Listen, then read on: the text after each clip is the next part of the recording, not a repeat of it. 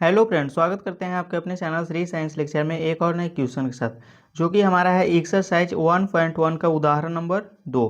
तो देखिए क्वेश्चन क्या है। दर्शाइए कि प्रत्येक धनात्मक सम पूर्णांक 2q के रूप का होता है तथा प्रत्येक धनात्मक विषम पूर्णांक 2q प्लस 1 का रूप का होता है, जहाँ q कोई पूर्णांक है। देखिए क्वेश्चन क्या बोल रहा है। बोल रहा है प्रत्येक धनात्मक सम पूर्णांक 2q का रूप का होता है। क्या बोला है? प्रत्येक धनात्मक सम पूर्णांक किसका रूप का होता है? 2q का रूप का होता है। चलिए इसको पहले हम समझते हैं। प्रत्येक धनात्मक सम पूर्णांक 2q का रूप का होता है और प्रत्येक धनात्मक विषम पूर्णांक 2q प्लस 1 का रूप का होता है। 2q प्लस 1 का रूप का होता है, जहाँ q कोई पूर्णांक है। क्या बोला है? जहाँ q पूर्णांक है। अब यहाँ पे देखिए बोला है कि q पूर्णांक है। पूर्णांक क्या होता है? 0, 1, 2, 3, यानी कि इसको माइनस में भी लिख सकते हैं। -1, -2, -3, इसी को हम पूर्णांक बोलते हैं। तो बोला है प्रत्येक धनात्मक सम पूर्णांक 2q का रूप का होता है और प्रत्येक धनात्मक विषम पूर्णांक 2q प्लस 1 का रूप का होता है, जहाँ q कोई पूर्णांक है। यही हमें सिद्ध करना है। तो अब यहाँ पे देखिए 2q, क्यू का वैल्यू क्या दिया है? तो ये सब क्यू का वैल्यू है। अब यहाँ पे कोई भी वैल्यू पुट करके देखेंगे। अगर यहाँ पे 0 पुट करते हैं तो 0 पुट करेंगे तो हमारा आंसर 0 आएगा। अगर यहाँ पे 1 पुट करेंगे तो यहाँ पे हमारा 2 आएगा। अगर 2 पुट करेंगे तो यहाँ पे हमारा आंसर 4 आएगा। अगर 3 पुट करेंगे तो हमारा यहाँ पे आंसर 6 आएगा। यानी कि बोला है प्रत्येक धनात्मक सम पूर्णांक 2q का रूप का होता है। किसका? 2q का रूप का होता है, यानी कि प्रत्येक धनात्मक सम पूर्णांक। तो जो हमारा वैल्यू पुट कर रहे हैं तो पूरा जो पूर्णांक आ रहा है वो सम आ रहा है। क्या आ रहा है? सम आ रहा है। और यहाँ पे बोला है दूसरा में प्रत्येक धनात्मक विषम पूर्णांक जो होता है, विषम पूर्णांक वो 2q प्लस 1 का रूप का होता है। चलिए इसको भी चेक करते हैं। 2q plus 1।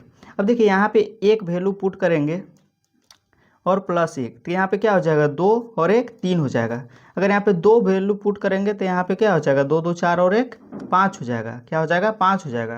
अगर यहाँ पे 3 पुट करेंगे तो यहाँ पे हो जाएगा, यानी कि 2 3 6 और 1 7 हो जाएगा। क्या हो जाएगा? 7 हो जाएगा।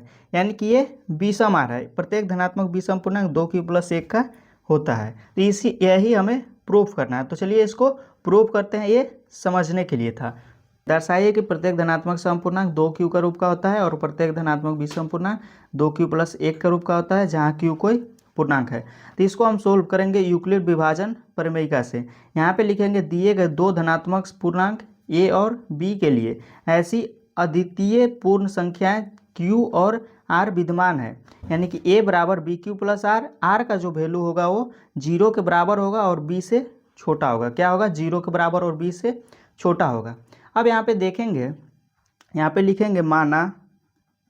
अब देखिए b का वैल्यू हमारा क्या है? तो b का वैल्यू यहाँ पे देखिए है 2q और 2q प्लस 1 का रूप का है। क्या है? 2q प्लस 1 का रूप का है।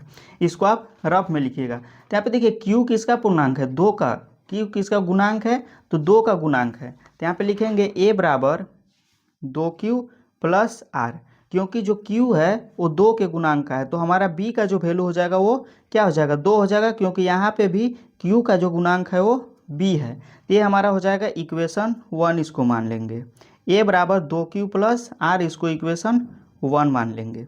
अब यहाँ पे क्या बोला है कि 0 से आर का वैल्यू 0 से b तक होना चाहिए। तो हमारा b क्या है? तो b है 2। क्या है? b हमारा 2 है। तो 0 से 2 तक का वैल्यू, यानी कि r 0 से 2 तक का वैल्यू होना चाहिए। तो हमारा r बराबर कितना वैल्यू हो जाएगा? तो 0 के बराबर भी होना चाहिए और 0 से 2 तक का वैल्यू होना चाहिए, यानी कि 0 और 1 हो जाएगा। b 2 के बराबर नहीं बोला है, बोला है कि 0 से 2 तक होना चाहिए और 0 के बराबर होना चाहिए, यानी कि हमारा वैल्यू जो हो जाएगा वो r बराबर 0 और 1 हो जाएगा। अब यहाँ पे सोल्व करेंगे केस 1, यानी कि पहले केस 1 में 0 का सोल्व करेंगे और केस 2 में 1 का सोल्व करेंगे। तो यहाँ पे लिखेंगे केस 1। केस 1 में r बराबर 0 हो तो पहले r बराबर 0 लेंगे समीकरण 1 से। समीकरण 1 हमारा क्या था? तो समीकरण 1 था a बराबर, समीकरण 1 से समीकरण 1 था a बराबर 2q प्लस 0। क्या था? a बराबर 2q प्लस 0।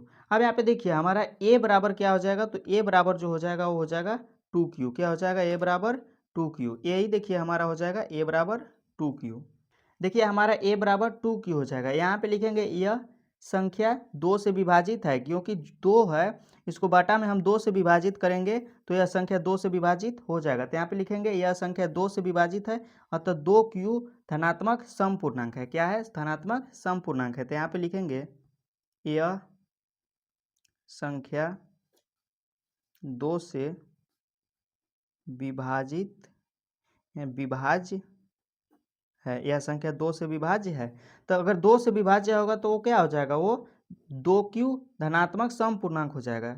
अतः 2q जो होगा वो धनात्मक सम पूर्णांक हो जाएगा, सम पूर्णांक होगा। देखिए क्वेश्चन में यही बोला था, क्वेश्चन में बोला था कि 2q जो है वो धनात्मक एक सम पूर्णांक है। तो यहाँ पे देखिए वही यहाँ पे आया, यह संख्या 2 से विभाजित है। क्या है? यह संख्या 2 से विभाजित है, यानी कि 2q एक धनात्मक सम पूर्णांक है। क्या है? धनात्मक सम पूर्णांक है। अब हम इसको सोल्व करेंगे, यानी कि समीकरण 1 से r बराबर 1 रखने पे क्या रखेंगे? r बराबर 1 रखने पे केस यहाँ पे हमारा हो जाएगा जो 2 हो जाएगा, केस 2 हो जाएगा। यहाँ पे लिखेंगे r बराबर 1 हो तो, r बराबर 1 हो तो समीकरण 1 से, समीकरण 1 से, समीकरण 1 हमारा क्या है? तो समीकरण 1 है a बराबर 2q प्लस 1। क्या है? a बराबर 2q प्लस r है, तो r के जगह पर हम 1 लिख देंगे, r के जगह पर 1 लिख देंगे। अब यहाँ पे लिखेंगे 2q प्लस 1, 2q प्लस 1 2 से विभाज्य नहीं है। क्या? 2 से विभाज्य नहीं है। 2q प्लस 1 विषम धनात्मक पूर्णांक है। क्या है? विषम धनात्मक पूर्णांक है, क्योंकि 2 से विभाज्य नहीं है तो क्या है? विषम है। अगर 2 से विभाज्य है तो क्या है? सम है। तो यहाँ पे देखिए केस 2 में हमारा वही आया, r बराबर जब हम 1 रखे तो हमारा आया a बराबर 2q प्लस 1, यानी कि हमारा 2q प्लस 1 आया, जो कि 2 से विभाज्य नहीं है। तो जब 2 से विभाज्य नहीं है तो ये हो जाएगा विषम धनात्मक पूर्णांक। यही हमें सिद्ध करना था, यही सिद्ध करना था कि 2q जो होगा वह एक धनात्मक सम पूर्णांक है और 2q प्लस 1 जो होगा वह एक धनात्मक विषम पूर्णांक है। यही हमें सिद्ध करना था, जो कि सिद्ध हो गया। आपको क्वेश्चन समझ में आया होगा, नहीं तो आप दोबारा देख लीजिएगा, क्योंकि बहुत ही इंपॉर्टेंट क्वेश्चन है। धन्यवाद।